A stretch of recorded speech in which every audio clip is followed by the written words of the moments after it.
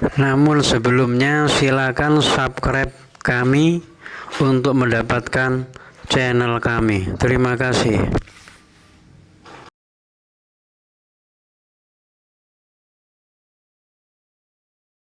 Assalamualaikum warahmatullahi wabarakatuh. Bismillah, alhamdulillah, wassalatu ala rasulillah, la hawla wa la quwwata illa billah, amma ba'dah.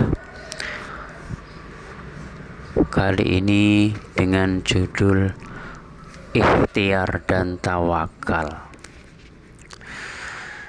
Ikhtiar dan tawakal adalah sesuatu yang berbeda, akan tetapi saling terkait, saling mendukung satu sama lain, hingga tidak bisa dipisahkan. Jika ingin mencapai tujuan yang dicita-citakan untuk kebahagiaan dunia dan akhirat. Ikhtiar adalah usaha lahir untuk meraih tujuan.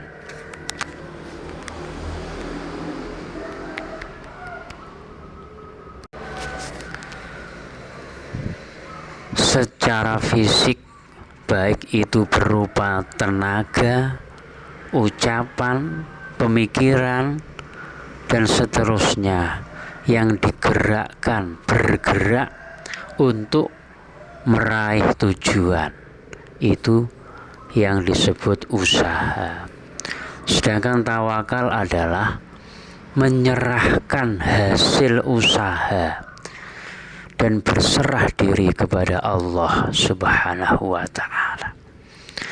Jadi semuanya diserahkan kepada Allah, hasilnya diserahkan kepada Allah. Keduanya ini diwajibkan dalam Islam, dan untuk mencapai kesempurnaan dalam Islam, keduanya harus dilakukan secara seimbang. Misalnya seorang pelajar harus belajar dengan giat, seorang pedagang harus menjual dagangannya dengan gigih tanpa menyerah. Ini semua namanya ikhtiar, dan hasilnya berserah diri, diserahkan sepenuhnya kepada Allah. Itulah yang bernama tawakal. Jadi seorang muslim harus menempatkan posisi ikhtiar dan tawakal secara proporsional untuk mencapai kebahagiaan dunia dan akhirat. Oleh karenanya, untuk mendapatkan hasil yang terbaik, manusia harus bersungguh-sungguh dan antusias yang besar dalam berikhtiar, dan jangan sampai lupa dengan memperbanyak doa dan berserah diri sepenuhnya kepada Allah, agar selalu sabar dan tidak mudah putus asa saat menghadapi kesulitan-kesulitan atau mungkin kegagalan sekalipun. Karena orang yang bertawakal penuh kepada Allah akan selalu optimis akan pertolongan Allah. Saat menghadapi kegagalan, tidak lantas putus asa, karena yakin di balik kesusahan ada kemudahan. Sesuai dengan firman Allah dalam surat Al-Insyirah ayat 5-6. Bismillahirrahmanirrahim. Inna ma'al usri yusra, yang artinya sesungguhnya beserta kesulitan ada kemudahan. Adapun dalil-dalil berikhtiar diantaranya dalam surat Al-Jum'ah ayat 10. A'udzubillahi minasyaitonirrajim. Bismillahirrahmanirrahim. فَإِذَا قَضَيْتَ الصَّلَاةَ فَانتَشِرُوا فِي الْأَرْضِ وَابْتَغُوا مِنْ فَضْلِ اللَّهِ وَاذْكُرُوا اللَّهَ كَثِيرًا لَعَلَّكُمْ تُفْلِحُونَ. Yang artinya apabila sholat Jumat telah dilaksanakan, bertebaranlah kamu, carilah karunia Allah sebanyak-banyaknya agar kamu beruntung. Dan surat Ar-Ra'd ayat 11. A'udzubillahi minasyaitonirrajim. Bismillahirrahmanirrahim. Innallaha la yughayyiru ma biqaumin hatta yughayyiru ma bi anfusihim. Yang artinya sesungguhnya Allah tidak merubah keadaan suatu kaum hingga mereka merubah apa yang ada pada diri mereka sendiri. Dan masih banyak lagi dalil-dalil yang lain. Adapun manfaat ikhtiar diantaranya adalah pertama, jauh dari sifat malas, karena kemalasan adalah sifat yang tidak terpuji. Karena kemalasan itu adalah penghambat pembangunan, penghambat kemajuan, sehingga Nabi sangat antipati dengan sifat malas ini.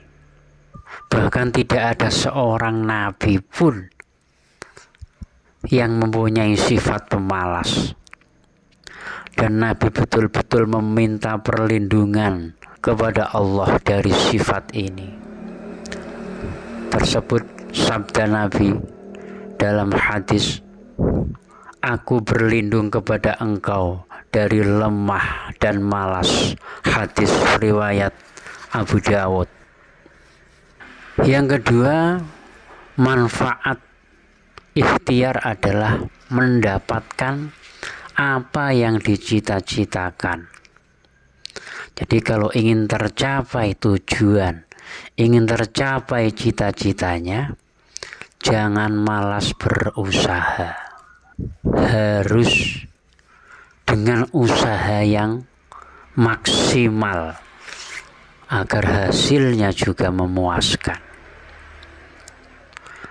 Yang ketiga, ikhtiar bisa membuat orang tersebut mandiri dan tidak mudah bergantung pada orang lain. Sedangkan dalil perintah tawakal diantaranya tersebut dalam surat Al-Mulk. A'udzubillahi minasyaitonirrajim. Bismillahirrahmanirrahim.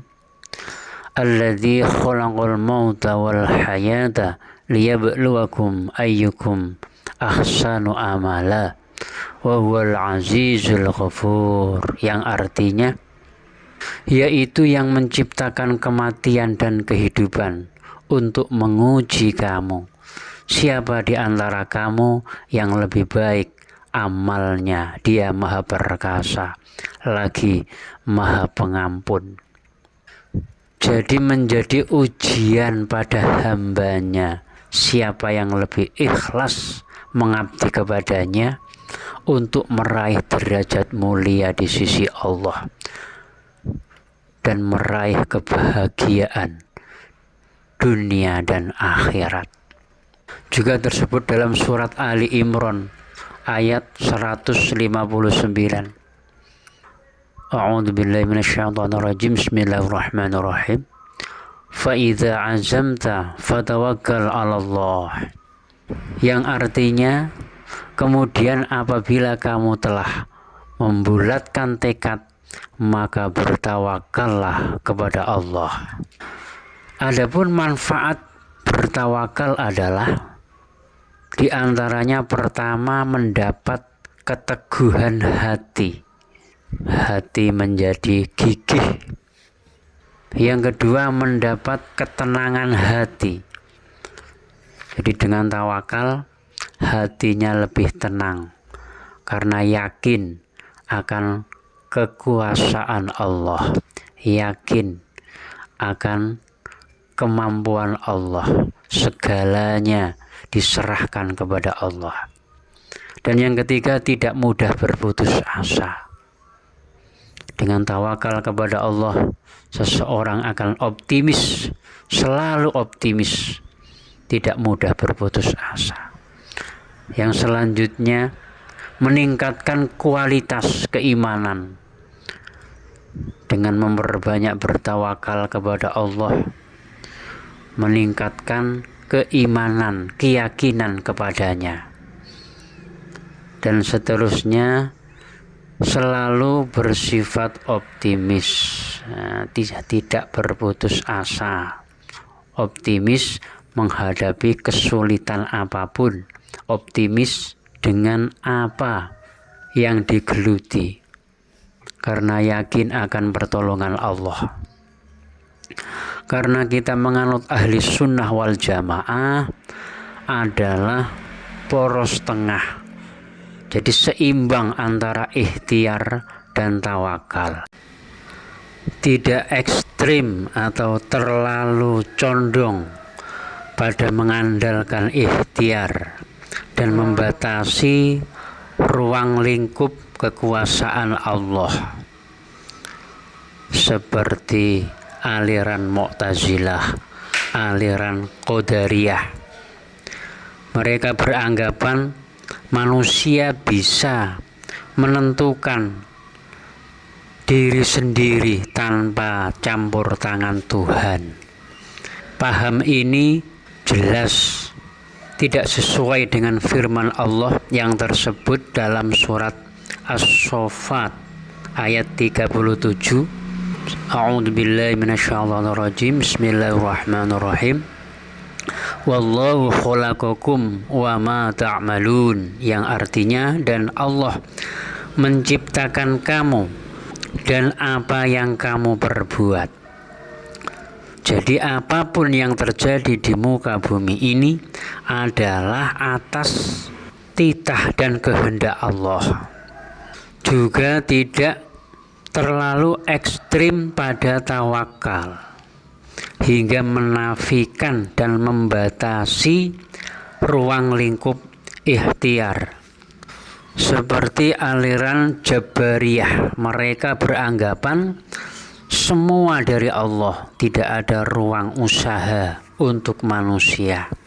Hidup ini jadi pasif, tidak ada usaha, padahal jelas tersebut dalam Al-Quran surat Al-Hijr ayat 94. A'udzubillahi minasyaitonirrajim. Bismillahirrahmanirrahim. Innallaha la yughayyiru ma biqaumin hatta yughayyiru ma bi anfusihim. Yang artinya, sesungguhnya Allah tidak akan mengubah keadaan suatu kaum sebelum mereka mengubah dirinya sendiri. Dan tersebut dalam surat Al-Kahfi ayat 84. Inna makkanna lahu fil ardi wa atainahu min kulli syai'in sababa. Yang artinya, sesungguhnya kami telah memberi kekuasaan kepadanya di bumi, dan kami telah memberikan kepadanya jalan atau cara untuk mencapai segala sesuatu. Jadi menurut ahli sunnah wal jamaah adalah tetap berusaha untuk mencapai kehidupan yang lebih baik dan tidak lupa bertawakal. Jadi menurut ahli sunnah wal jamaah adalah tetap berusaha atau berikhtiar untuk mencapai kehidupan yang lebih baik dan tidak lupa bertawakal kepada Allah agar tidak mudah berputus asa dan tidak menjadi sombong karena tahu segalanya dari Allah. Demikian yang kami sampaikan. Walafu minkum.